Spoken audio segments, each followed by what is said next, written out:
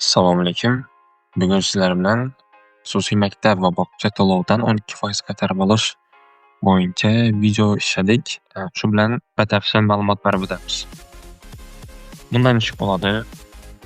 Xo'p, birinchi navbatda kerakli hujjatlar. Elektron raqamli imzo. Kimning nomidan ariza beriladigan bo'lsa, shu odam. O'quv muassasasi o'rtasidagi shartnoma. Keyin to'lov cheklari. Bu to'lov cheklari bo'yicha batafsil gaplashib o'tamiz. Qanday tartibda bo'lishi kerak. Farzand tug'ilganlik guvohnomasi. Keyin daromad to'g'risidagi ma'lumotnoma. Xo'p, buni MyGo'dan, Soliq.uzdan olsa bo'ladi. Ariza beruvchi karta raqami. Keyin esa tranzit shot bank info inini. Bu bankniki. Tranzit shoti shu karta, masalan, karta aloqa bankniki bo'lsa, aloqa bankning tranzit shoti.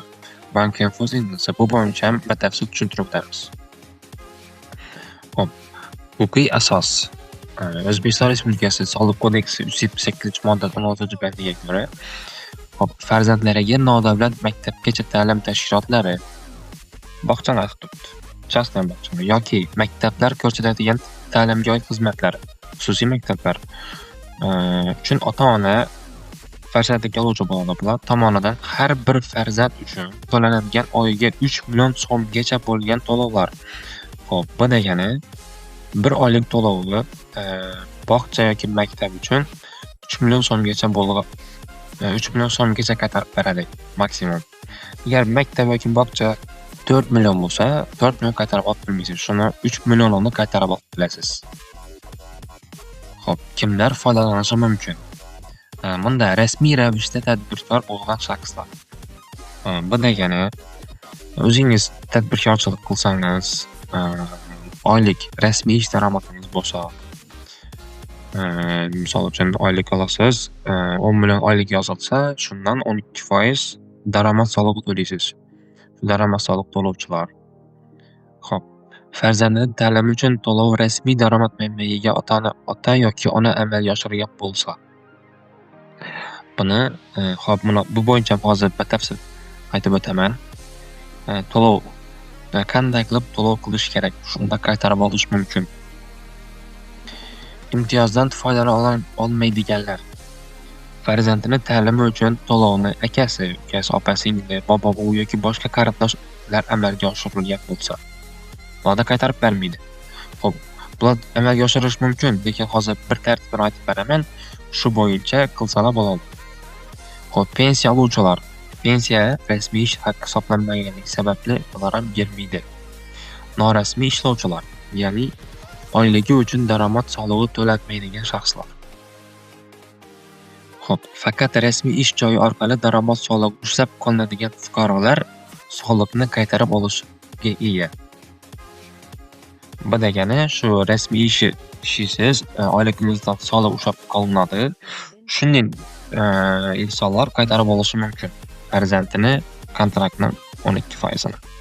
Qaytariladigan summa. Farzand, masalan, farzandingizni 1 oylik maktab yoki bog'cha to'lovi 2 million so'm. 12% miqdori esa 240 ming so'm bo'ladi 1 oylik. Xo'p, ota yoki onaning oylik maoshi 4 million. Misol uchun, otangizni oylik maoshi 4 million. Undan 12% soliq to'lovi 480 ming so'm. Buni shu ishlab turgan joyingiz to'lov qilib beradi sizning nomingizga. Siz qo'lingizda qolgan qismini olasiz. 4 milliondan 480 ming so'm olib qolib, qolganini sizga berishadi. Shunday tartibda bo'ladi. Xo'p, endi qaytarish tartibini tushunamiz. Ota yoki ona to'lagan soliq to'lovi ichidan, to'lagan soliq to'lovingiz yana 1 oylikka 480 ming so'm. Undan farzandining 1 oylik maktab to'lovini 12% miqdorini qaytara oladi. Bu degani 480 ming so'm to'lagan soliqning ichidan farzandingizni 1 oylik to'lovini 12% miqdori 240 ming so'mni qaytarib bilasiz.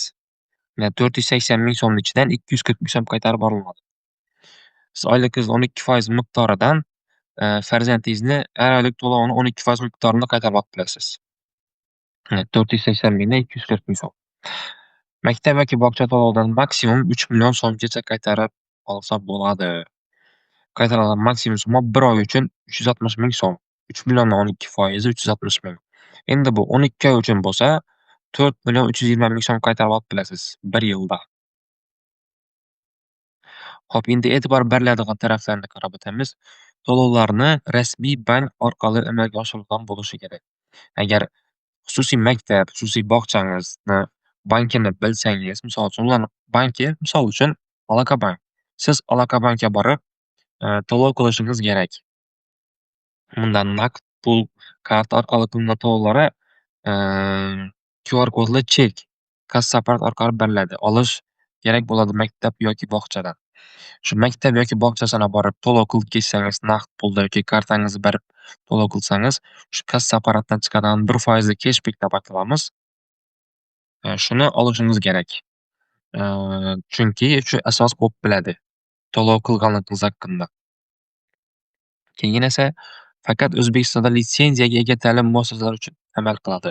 Bog'changizda ham litsenziya bo'lishi kerak, maktabingizda ham litsenziya bo'lishi kerak. Shunda amal qiladi. Xo'p, endi sizlarga aytib o'tsak tarafim, yana aytaman deb, to'lov qilish tartibini aytib o'tjakman. To'lov qilganda, bank orqali to'lov qilganingizda to'lovchini, ism familiyasi, misol uchun siz otasini nomini qaytarmoqchi bo'lsangiz, otangiz to'lov qilishi kerak. Otangizni ism familiyasi to'lovchi joyini yoziladi. Maqsadini esa farzandingizni ism familiyasi, shartnoma bo'lsa shartnomani sanasi va raqami. Shu sanadagi, shu sonli shartnomaga asosan palankasini, maktab to'lovi yoki bog'cha to'lovi deb, maqsadi shuning bo'lishi kerak. Chunki ertaga soliqga ariza berganingizda, deklaratsiya topshirganingizda soliqchilar shu yerlarida muammo qilishlari mumkin. Keyin shu farzandingiz guvohnomasi. Endi aka yoki singil, aka-uka, opa-singil ular to'lov qilsa bo'ladilar. Bankka borganimda o'sha to'lovchini nomini, dadasini ism familiyasini yozdirishlari kerak. O'ziniki yozilsa unda o'tmaydi. Endi o'tishi mumkin, 1-2 soliqda o'tib ketishi mumkin bu. Xo'p, videomiz sizga foydali bo'lgan bo'lsa, layk bosib qo'ying. Savollaringiz bo'lsa kommentariyada yozing, izoh yozing. Yoki biz bilan bog'lanishingiz mumkin. Telegram kanalimiz, telefon nomerlarimiz bor. Qaytarish bo'yicha ariza berish kerak bo'lsa, bizlarga murojaat qilishingiz mumkin. Bizlar sizlarga to'liq oldin sizlarga qaytarib bilish yoki bilmasligingiz haqida to'liq ma'lumot beramiz. Undan keyin ishga kirishamiz.